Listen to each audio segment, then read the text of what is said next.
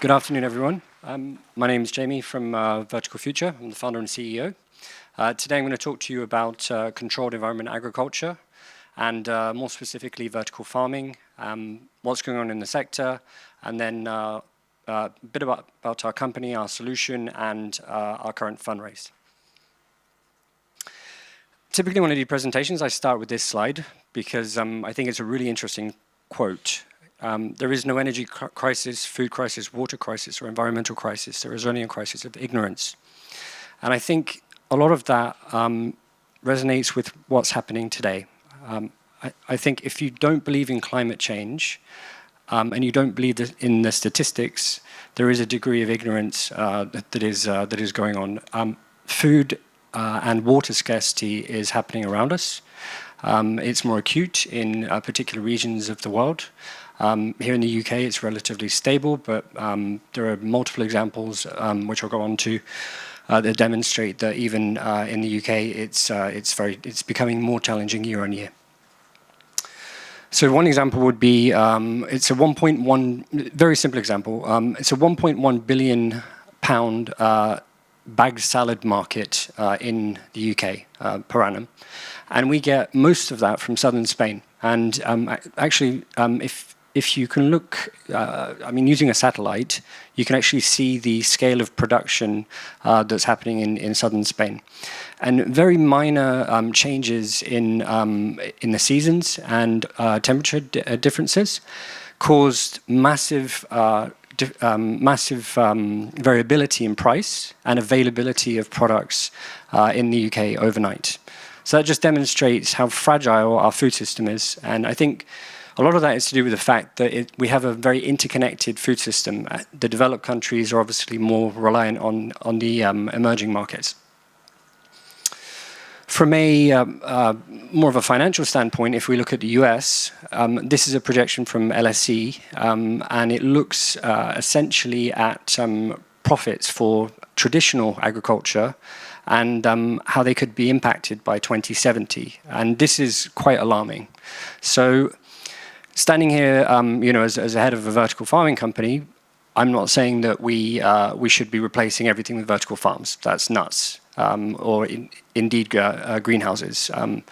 However, we should be working alongside greenhouses, which we're doing. We're currently integrating our vertical farms into the greenhouses to increase output and actually make a lot of them profitable where they weren't before. But also, working alongside traditional agriculture.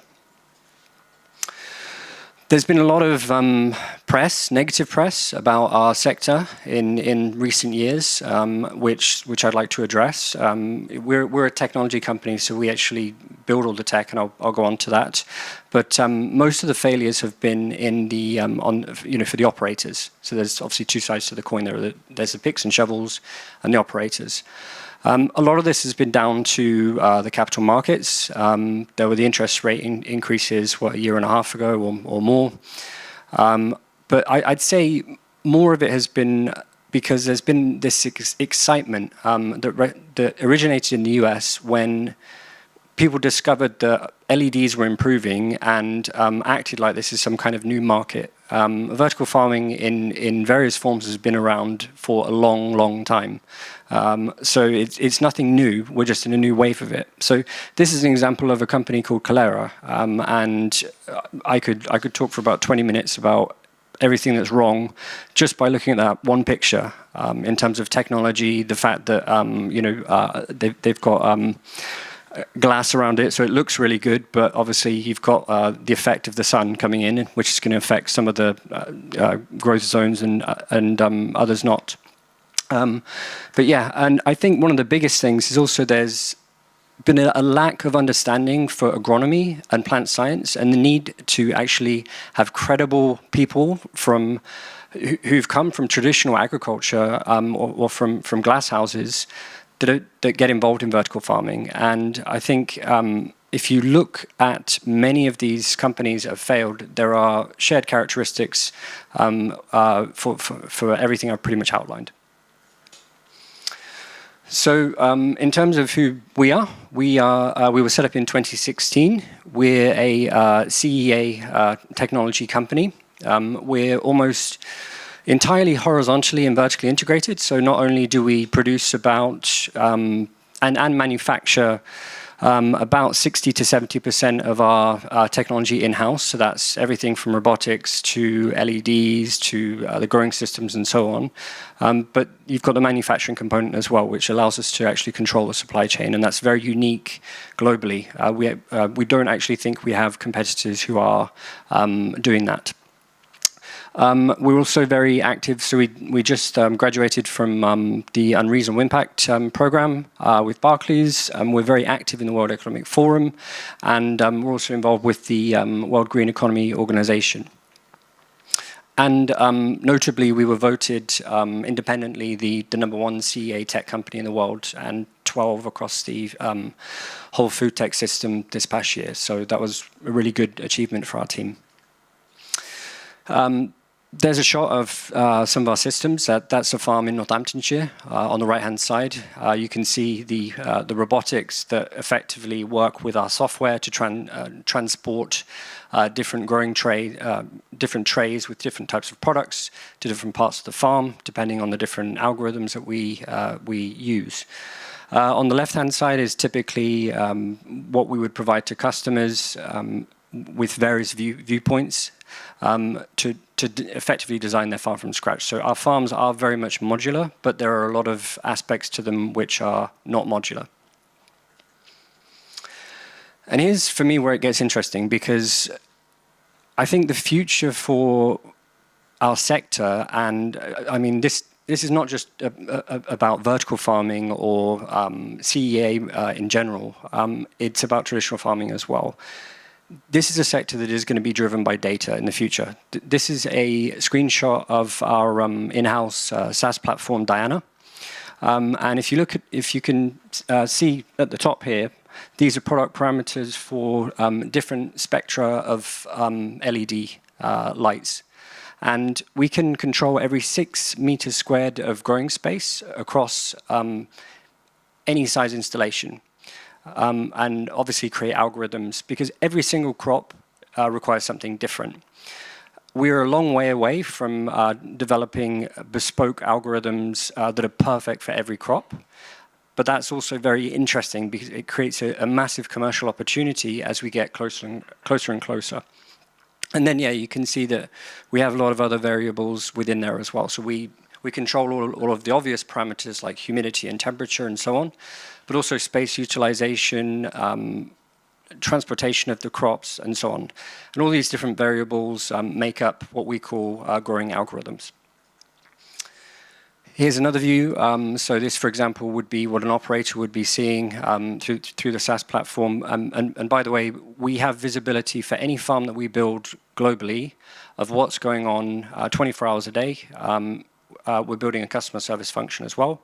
But the SaaS platform has been built very much in a way where we can actually train operators to deal with pretty complex issues if they arise, because hardware does break, software breaks, and you need people, especially if you're growing for a retailer or if you're growing for any type of buyer, you need constant production. You don't want any interruptions.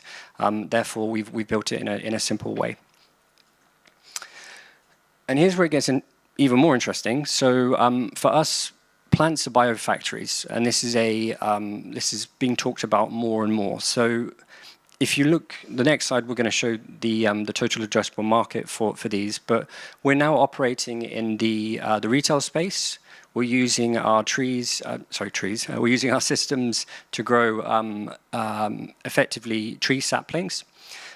We just signed a deal with Blenheim Estate and one of basically a company that creates biochar, but to build a vertical farm following on from 2 years of research where we've demonstrated that the death rate for trees grown in vertical farms is less than 10%.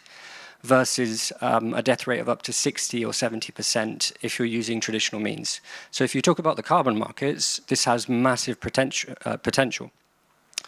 We're also doing stuff in pharma. So 2 to 3 years ago, we grew some root extracts for a particular company that basically used them for a respiratory drug.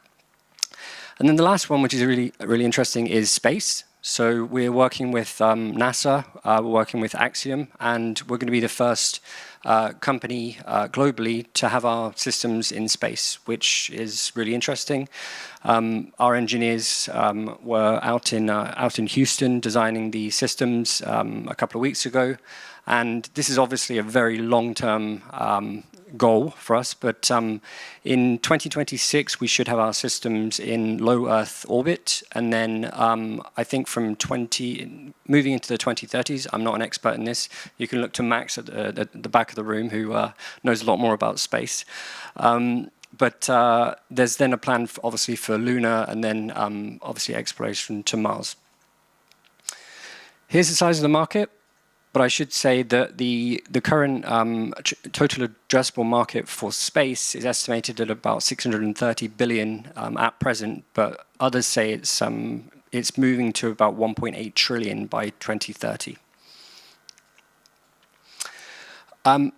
We're obviously doing a lot of different projects, so this is why one of the reasons why we're raising money is we need working capital. The bigger the project, the greater the risk exposure. Ideally, we would be raising debt, but obviously interest rates are a bit prohibitive at present. These projects they've got code names because a lot of our clients like to be anonymous, but they're all over the world. And you can see that we make money effectively on the CapEx from the build, from annual recurring revenues from the SaaS, and also from supply of maintenance and consumables. And at the minute, we've got about a £280 million pipeline. Most of that is either signed or very advanced. And then before going on to the round slide, there's this big question. Everybody talks about ESG and impact, and here's one example of some recent data that we produced. This is a first-generation optimized lighting recipe. So one example from one aspect of our system, how we've managed to reduce to, I think it's 200 grams of CO2 per kilogram of product produced in a farm. This was for lettuce, just through that. So if we're already getting those kind of results, then the sky's the limit. So here's the round. We're raising 30 million of primary equity. 19 of that should go into working capital. We want to improve our SaaS. We do have some investors who are heavily engaged. We expect term sheets in the next 2 weeks or so. But our cap table to date has been all family office. Big family offices. I obviously can't say their names. But we're looking for strategic investors or VC funds who are interested in this area, in this space, and share our values. Thank you very much.